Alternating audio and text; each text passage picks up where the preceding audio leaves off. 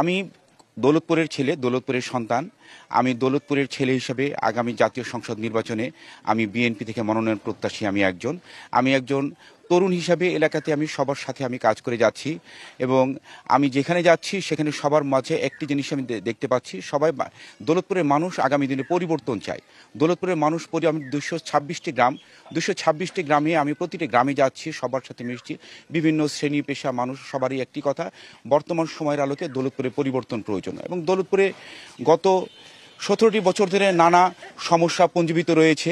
সেই নানা সমস্যাগুলোর লক্ষ্যে আমি কাজ করতে যাই। দৌলতপুরের সবচেয়ে বড় সমস্যা হচ্ছে দৌলতপুর একটি সন্ত্রাস এবং মাদক কবলিত একটি এলাকা এবং দৌলতপুর সীমান্তবর্তী এলাকা হওয়ার কারণে দৌলতপুর একটি জনপদ হিসাবে এখানে গত 17টি বছর মানুষ এখানে ভালো নাই, মানুষ এখানে স্বস্তিতে নাই, মানুষ এখানে শান্তিতে নাই। তো মুক্ত এবং মাদক মুক্ত দৌলতপুর গড়ে তোলাই হচ্ছে আমার প্রধান লক্ষ্য।